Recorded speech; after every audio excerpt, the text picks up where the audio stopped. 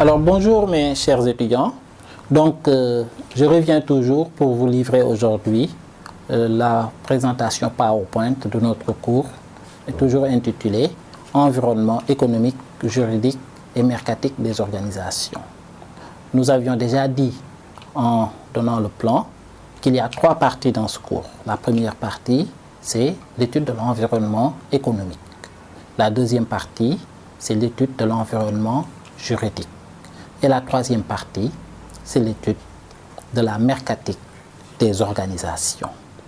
Donc, au terme de ce cours, chaque étudiant devra être capable de reconnaître et d'expliquer les phénomènes complexes liés à l'économie générale et qui jouent un rôle important dans notre existence.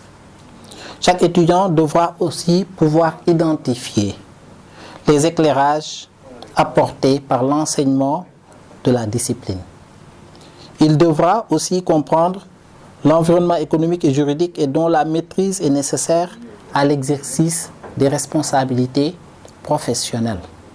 Chaque étudiant devra aussi pouvoir intégrer dans ses compétences les résultats découlant de l'interaction entre l'enseignement de l'économie générale et la formation technologique et spécifique reçue et élargir aussi cette dernière. Par ailleurs, l'enseignement de l'économie générale, puisqu'il s'agit ici de la partie économie générale, la partie économie générale donc doit également contribuer à développer chez l'étudiant des capacités et des aptitudes globales permettant de lui d'être capable de déceler et caractériser les aspects économiques liés aux phénomènes actuels, découlant notamment de situations professionnelles. Décrire aussi et expliciter, commenter les phénomènes, les faits, les mécanismes, les principes économiques et sociaux, constituer et exploiter également, synthétiser une documentation à caractère économique et social, identifier les problèmes économiques et sociaux et en apprécier la complexité et la portée, montrer la contingence des solutions dans le temps et dans l'espace. C'est pourquoi nous allons étudier dans cette partie économique 2 chapitres. Le premier chapitre sera intitulé « Les acteurs de la vie économique et sociale et leur comportement ». Et dans ce premier chapitre, nous allons étudier la définition des concepts courants d'abord, les agents économiques, les circuits économiques, les agrégats économiques, la comptabilité nationale. Nous allons étudier les groupes sociaux, le patronat, les syndicats, les lobbies, la structure des marchés et la formation des prix, la formation des revenus et leur répartition et les inégalités que cela incombe, la monnaie et le financement de l'économie. Donc ça, c'est pour le premier chapitre de l'environnement économique. Le deuxième chapitre de l'environnement économique portera sur l'entreprise. Et dans cette deuxième partie de l'environnement économique, nous allons étudier les généralités, les approches complémentaires que nous définirons plus loin. L'entreprise comme centre de décision et l'entreprise également et la gestion des activités. Ça, c'est pour la première partie, intitulée Environnement économique, et qui a 2 chapitres que nous avons énoncés tout de suite. Dans la deuxième partie, nous allons étudier l'environnement juridique, qui a 6 chapitres. Le premier chapitre de l'environnement juridique portera sur le cadre de la vie juridique. Le deuxième chapitre sur les acteurs de la vie juridique. Le troisième chapitre sur les droits et les biens.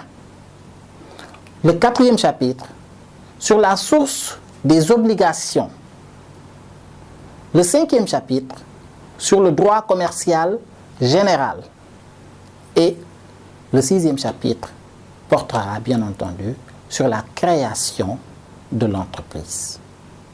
La création d'entreprise parce que, au terme de ce cours, l'étudiant devra acquérir des savoirs et des savoir-faire dans les relations publiques et privées qui l'amèneront à être capable de pouvoir analyser une situation juridique empruntée à la vie courante de l'entreprise, de pouvoir rechercher la règle juridique qui s'applique au cas, de pouvoir énoncer les problèmes posés par l'application de cette règle à la situation, de pouvoir déterminer l'attitude à adopter dans ce cas, des démarches à effectuer par exemple, des preuves à constituer, de pouvoir tester en justice ou de s'attacher les services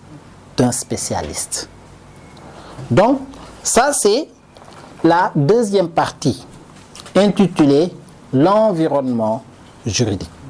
La première partie était l'environnement économique. Il reste maintenant la troisième partie du cours, qui porte sur la mercatique des organisations.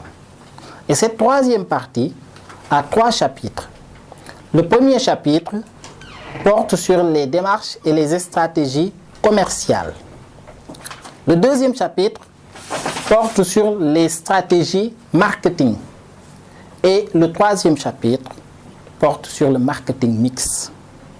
Parce qu'au terme de ce cours également, l'étudiant devra être capable de pouvoir identifier la stratégie commerciale de l'entreprise et de le situer dans le cadre de sa stratégie commerciale.